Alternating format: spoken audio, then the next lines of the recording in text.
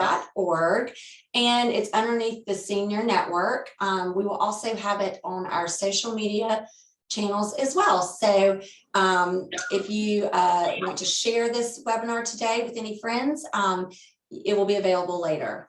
We're very excited to hear from our guest today, Marydith Springs. She is joining us from the Physical Therapy and Balance Center, and she's going to be presenting on fall prevention. And before we begin the presentation, Holly and I are each going to just talk a little bit about senior resources, and Holly's going to share a little bit about Lori Life and Health. Senior Resources is a nonprofit organization that coordinates services and provides resources to senior citizens, helping them to live healthy and independent lives. All of our activities and services and programs are all geared towards promoting independent living and the goal of helping seniors remain in their homes as long as possible. And in Richland County, we are the only provider of Meals on Wheels. We provide 600 meals daily, and that goes to homebound seniors throughout Richland County. And we also offer home care and transportation services. We have a foster grandparent and senior companion program. We have Pet Pals program that delivers pet food monthly to seniors, and we serve 49 senior clients and their furry friends. And we also have 4 community wellness centers throughout Richland County, and that's where seniors can go and gather and have fellowship together and a hot meal. And then also we have the Senior Network, which you're here today, and that's a program that we offer that just gives more community resources to seniors. So I'm going to turn it over to you, Holly, and if you want to share a little bit about Lori Life and Health. Thanks, Darvin.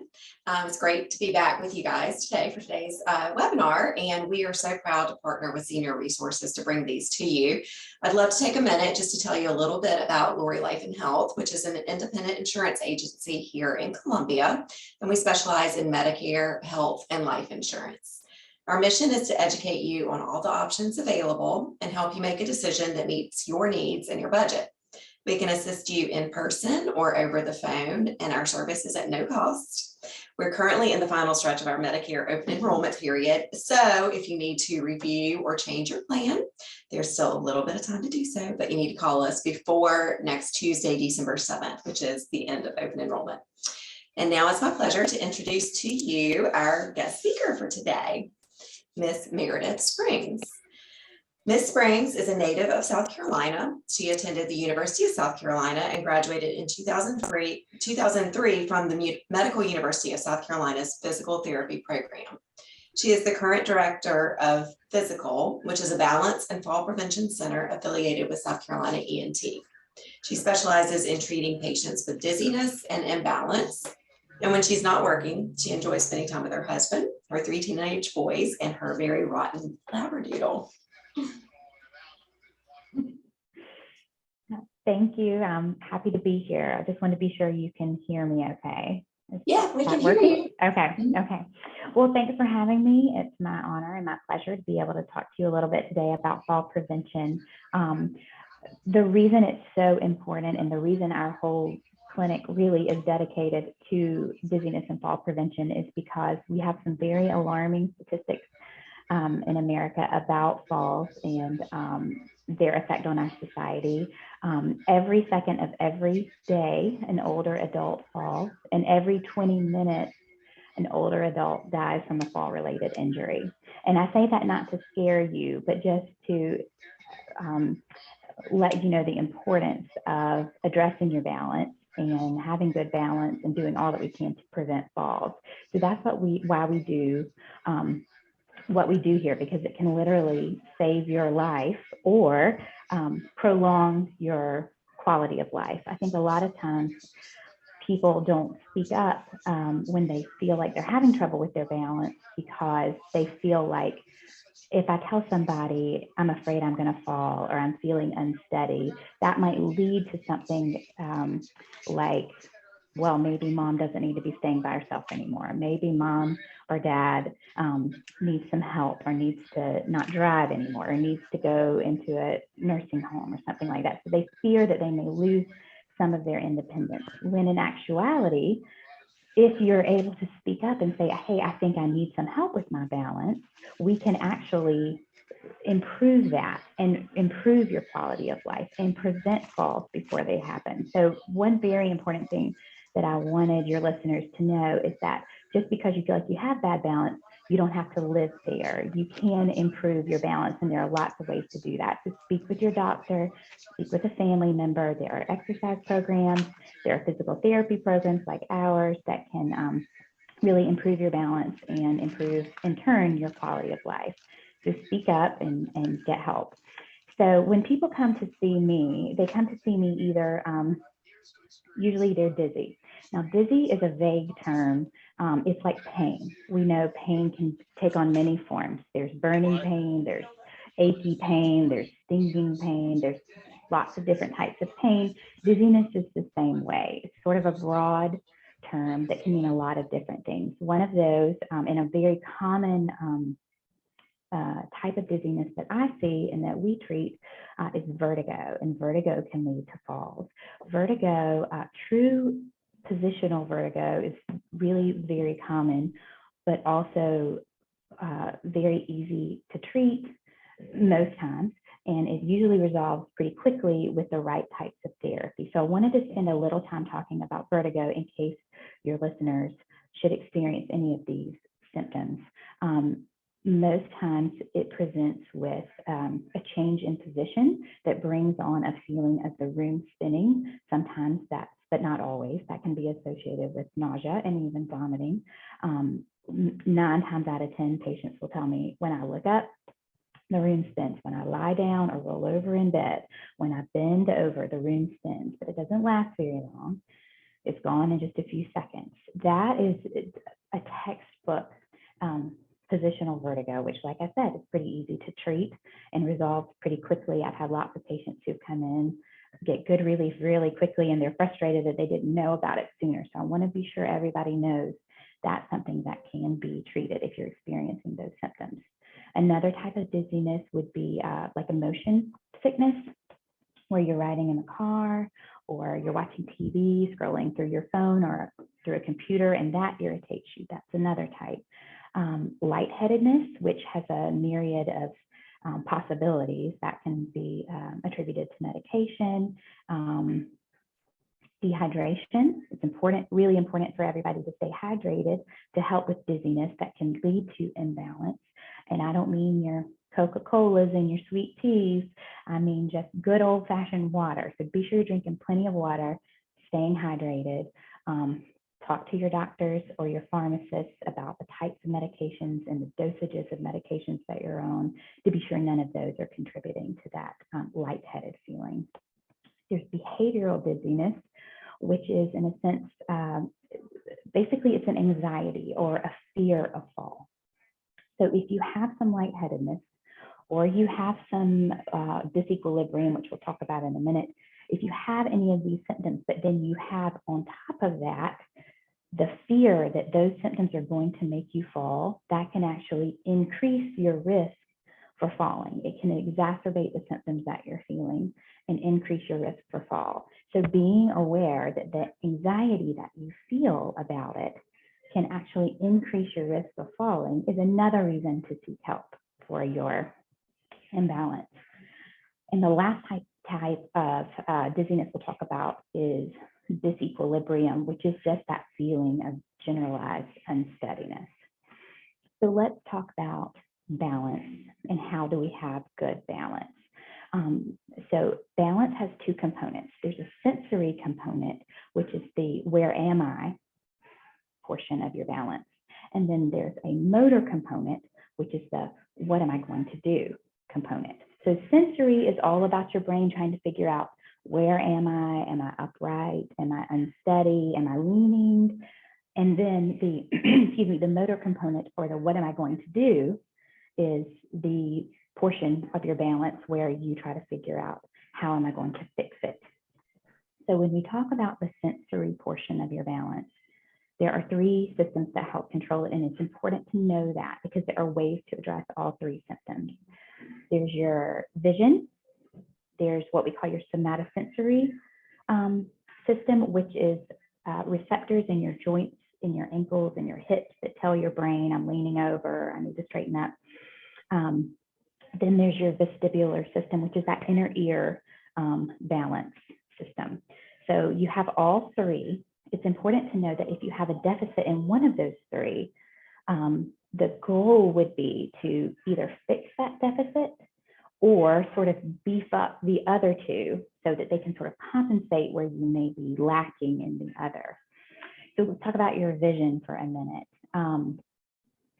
This is why it's very important for you to see an eye doctor, to know if you have vision problems or if there are things that can be done to improve your vision. For instance, cataracts affect your vision. Sometimes having cataract surgery, which will then in turn improve your vision, will in turn improve your balance, because vision is very important to keep maintaining good balance. So be sure you visit your eye doctor regularly to be sure there's nothing that you could do to improve your vision.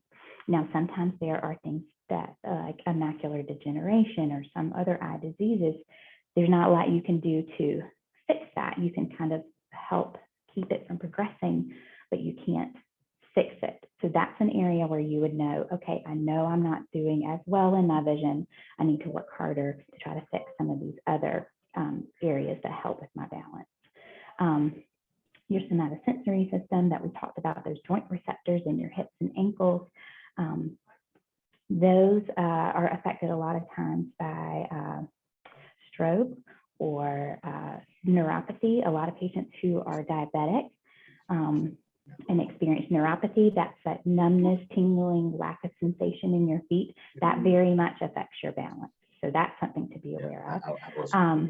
Then your vestibular system, which is that inner ear system,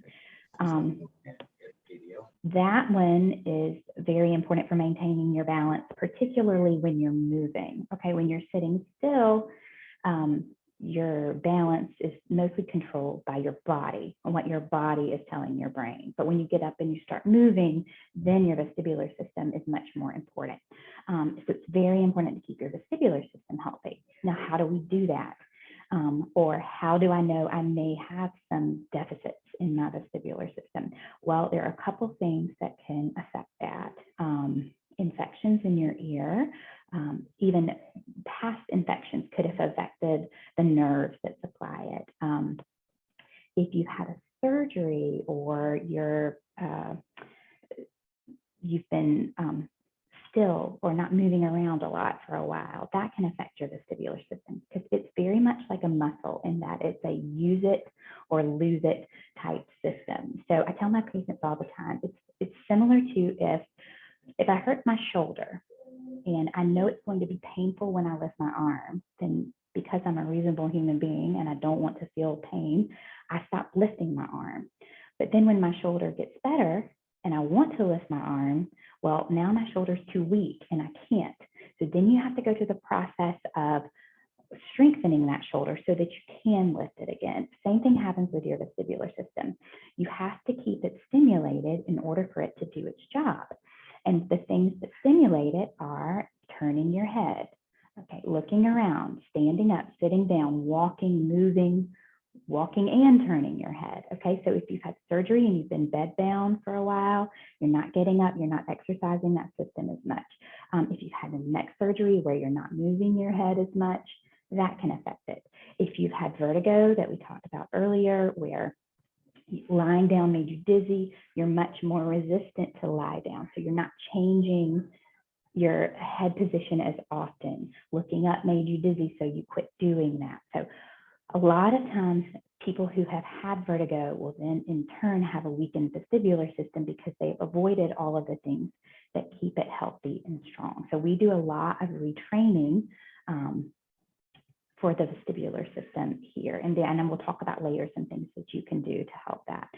So just remember, it's like a muscle. It's a use it or lose it kind of thing. So we've talked about all three of those systems, your vision, your somatosensory, and your vestibular system, that all help get the information to your brain to figure out where am I. And all three of those can weaken with age. So all three of them could probably use some sharpening a little bit for everybody. Then you move into the motor part of your balance, which is how your muscles control the response. So this is where exercise is important. Keeping your muscles strong, doing exercises for endurance and strength to kind of help those muscles respond to the best of their ability, so that you can prevent a fall. Because keep in mind, when we talk about fall prevention, it's not only that you never lose your balance, it's that when there is some sort of disturbance to your balance, then you are able to correct for that and not fall. So fall prevention is not just I never lose my balance, it's that I'm able to correct if there is some sort of disturbance to my balance. So if we know we have some trouble with our vision, what are some things that we can do? Well, obviously your eye doctor will have to tell you that, but also I believe last week, the speaker last week, Erin, or last month, talked about lighting, and lighting is crucial. The more light you have in your home, the better your vision is. And not just in your home, but also think about outside your home, in driveways and garages, okay, getting in and out of the car. It's very important to have those areas well lit. Also, some other areas you don't think about sometimes in your home are hallways or staircases. Be sure you have as much light as you can to give yourself the best chance of having the best vision that you can, to give your brain that information to help with your balance. When we talk about the somatosensory or the strength portion of your body, we want to talk about exercises and proprioception, which is your brain being able to figure out where you are in space. So ways that you can work on your proprioception are standing on one leg. So you can stand at your bathroom counter, put your hands on the counter, practice lifting one leg, see if you can hold it, okay? Don't let go until you're ready. See how long you can hold it. If you're unable to do one leg yet, try some slow marching, okay, to work on shifting that weight and controlling that, and then progress to the one leg. Keeping your ankles strong is very important.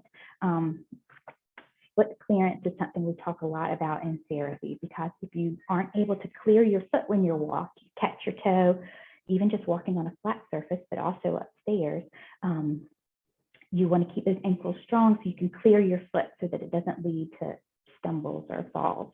So keeping your ankles really strong is very important. If you hear that shuffle when you walk, then you know that's something that you need to work on. Keeping your hips very strong is important for keeping you stable and supporting you, particularly with going up and down stairs and curbs, which is where a lot of my patients have a fear of fall. So keeping your hips strong is very important. When you're in therapy, or when we do therapy here, we do like all kinds of exercises. So when my patients leave, when they discharge, I always say, if you only do one strengthening exercise, do your sit to stand. It's easy. All you need is a chair and your legs, and you've got everything you need to do the exercise. I like that exercise because it works all the major muscle groups of your lower extremity. It works on proprioception. It helps with your balance. And all you have to do is sit in your chair. Don't use your hands. Try to stand and then lower yourself back down to the chair without plopping. So a nice controlled sit. So that's a really good exercise to work all of your lower extremity muscles. If you are unable to do it without using your hands, try to put some cushions in your chair to lift you up a little higher. Then you don't have quite as far to go to stand before you come back down to sit. When that gets easy, try more repetitions. And then when that gets easy, take that cushion out. So you're starting from a lower position to work that a little bit harder. So that's a really good lower extremity exercise. And it's functional because you have to sit and stand to get up and down out of chairs, off of the toilet, in and out of the car. So I like that. It's a really good functional exercise. And then lastly, your vestibular system. That's the third balance system that we talked about. How can you improve that? So what we do with that is it's a balance center. So we do balance exercises to challenge it. So you want to stand, when I tell my patients to do balance exercises, we always stand in the corner of your room. So you've got a wall here and a wall here, and your back is to the corner. Okay, you're not touching it, but you're so close that if you lost your balance, the wall would be right there to catch you. And then let a family member stand in front of you or put a chair in front of you to hold on to, okay, in case you lose your balance forward.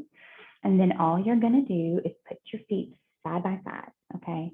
And then we're going to change your head position because like we talked about earlier, the thing that stimulates that system is changing your head position. So there are 7 head positions: head straight, head up towards the ceiling, down towards the floor, right shoulder, left shoulder, and then tilt to the right, tilt to the left. So you'll just hold each head position with your feet side by side for 10 seconds. If that's no big deal, try a longer hold. If that's no big deal, try closing your eyes and doing it. When you do that, you've taken out your vision, which, as we said, is another system that controls your balance. So now it's like lifting a heavier weight with that system. So now you don't have your vision. This has to work harder, okay?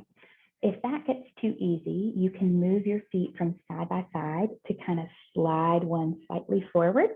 Start with your eyes open, work toward longer holds, then close your eyes. If that's too easy, one foot in front of the other. We call that tandem, heel to toe. So there are lots of ways to progress those balance exercises to help strengthen your vestibular system.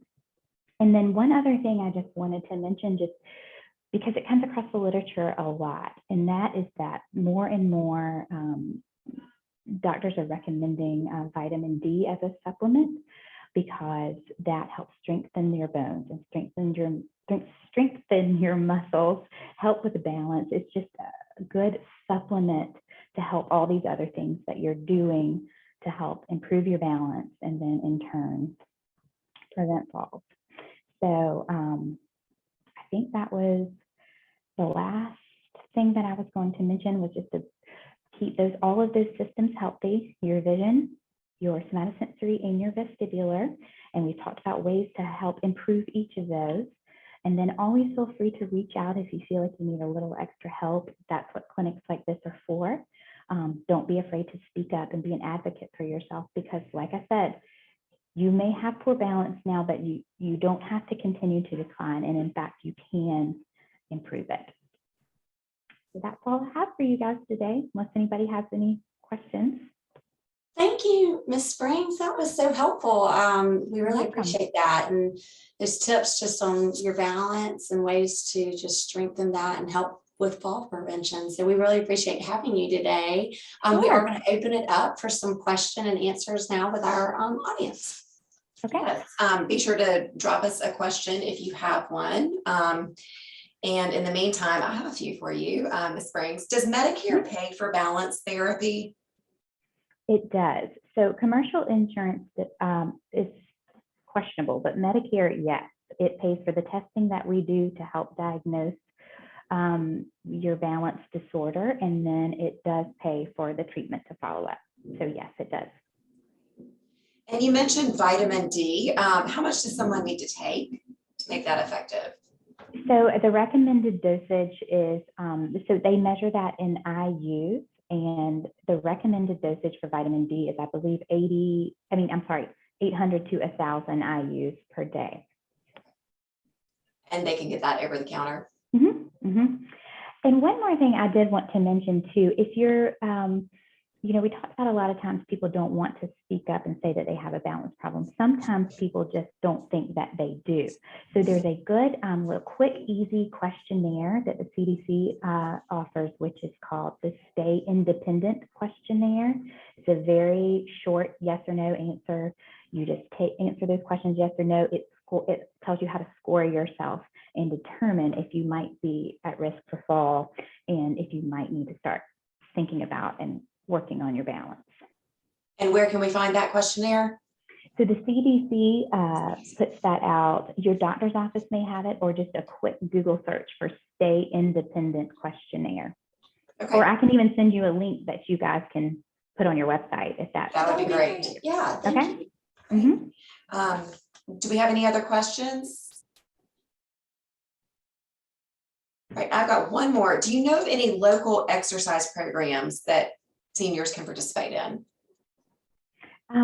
So there are a lot of churches have those types of senior exercise programs. There's also a group called Silver Sneakers, and there are lots of locations in the Midlands. There's even an online class version. I believe that there may be a membership fee, but that, and Holly, you may know more about this, I believe Medicare Advantage pays for that. So, you know, even though there may be some fees associated, it may be covered by your insurance. So Silver Sneakers is a really good one. It's widely known, and there are lots of options in the Midlands for that program. All right, well, thank you, Ms. Springs. You're welcome. Thanks for having me. Meredith, we did have one person comment. They asked if you could provide any graphics of those exercises that they can incorporate into their daily exercise regimen. Sure. If you don't mind providing that link, we'll also include it once we get it on our website. I'll be happy to do that. Wonderful. Thank you. All right, well, now it is time for our community spotlight. And this month we are excited to share a video with you from a longstanding partner with Senior Resources, the United Way of the Midlands.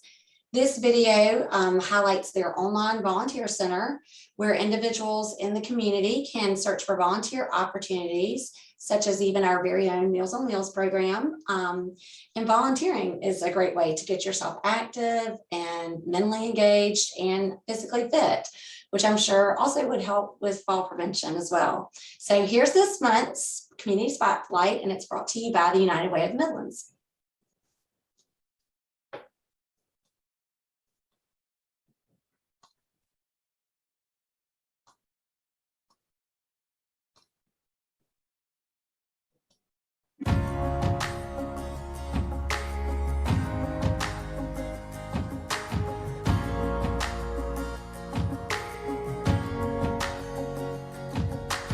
We are celebrating United Way of the Midlands Volunteer Week. We have hundreds of volunteers out throughout the community giving back with their time, either in person or virtually. Part of our founding principles that our founder, Mr. George, started with Publix was to be responsible members of our community. By being involved in the community, coming out and doing projects like this, we're able to give back, and it's one of our guiding principles of our company.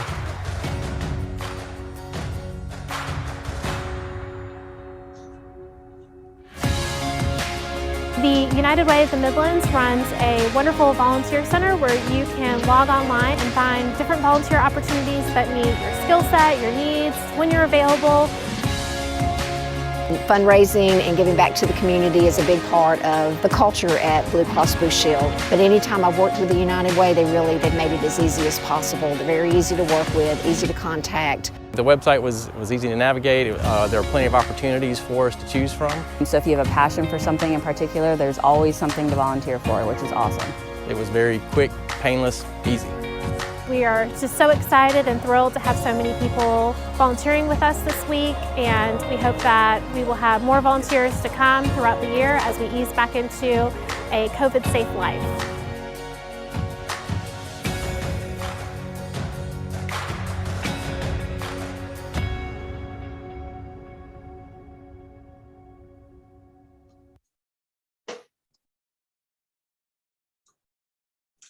All right, well, as we wrap up today's edition of the Senior Network, we would like to thank you for joining us and save the date for next month's edition, which will be on Thursday, January 6th at 10:30 a.m. Holly and I will be here together, and we will be announcing that speaker in the next few weeks, and registration for that webinar will be posted on our website at seniorresourcesinc.org, and you will also be able to find that registration under the events section on our Facebook page as well. So be on the lookout for that. And that's Thursday, January 6th.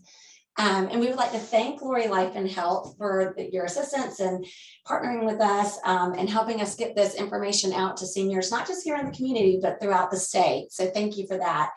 And please feel free to share this webinar with any friends that you think could benefit from the information that we heard today from Ms. Springs. And you can check back later on Facebook. We'll have the video posted, and then we'll also have it on our website located underneath the Senior Network, and that will be live later today. So Holly, this was so fun. It was. Thank you so much for letting us do this with you. And thank you, Ms. Springs, and thank you all for joining us today.